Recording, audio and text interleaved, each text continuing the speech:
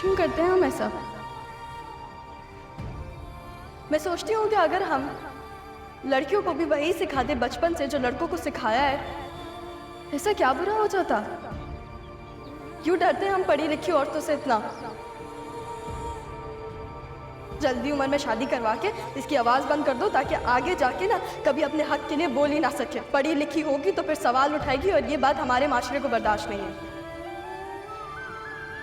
मैंने पूरी ज़िंदगी एक ऐसे घर में गुजारी है जहाँ की औरतें 4 दीवारों में बंद होती थी।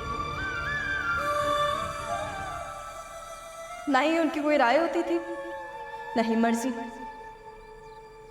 मुझे पता था कि वो दुनिया मेरे लिए नहीं। मैंने खुद कुछ बनना है, पढ़ना है, लिखना है, अपनी पहचान बनानी है।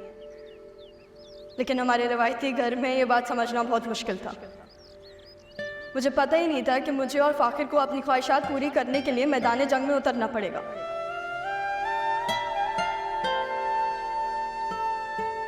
उस वक्त लग रहा था कि सारी दुनिया हमारे खिलाफ है। अंदाजा ही नहीं था कि वो तो बस एक कतरा था उस पानी में जो आके जाके बहुत बड़ा तूफान बनने वाला था।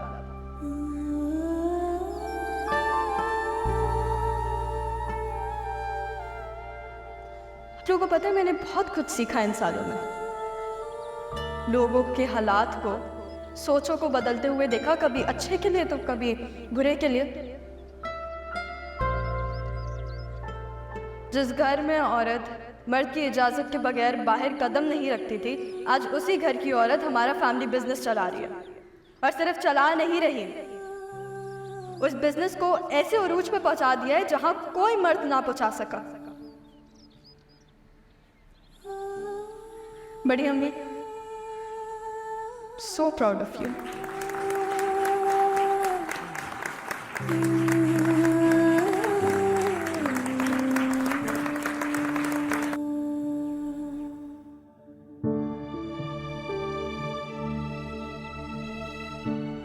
और मेरी माँ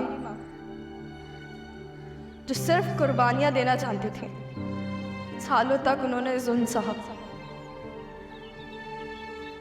अब उन्हें अपनी आवाज मिल गई है और आज वो पहली दफा अपने लिए खड़ी हुई है। लव यू अम्मा।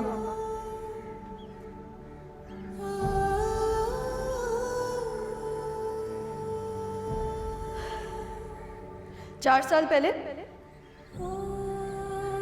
इन्हीं हॉल्स में नन्ही सी दुल्हन की सरगोशियां सुनने को मिली और अब तलाक की याफ्ता सुनने को मिलती हैं।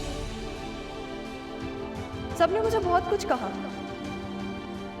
कि फाकिर को क्यों छोड़ा, वो तो इतना अच्छा था।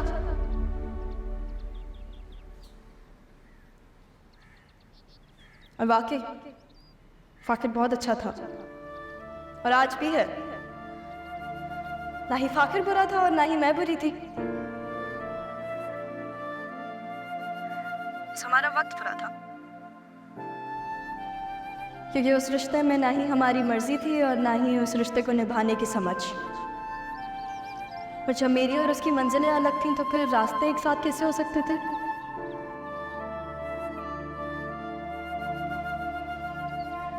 लेकिन आज मैं बहुत खुश हूँ क्योंकि मैं एक इंजीनियर बन गई हूँ और फाकिर अमेरिका की टॉप यूनिवर्सिटी से पढ़ रहा है।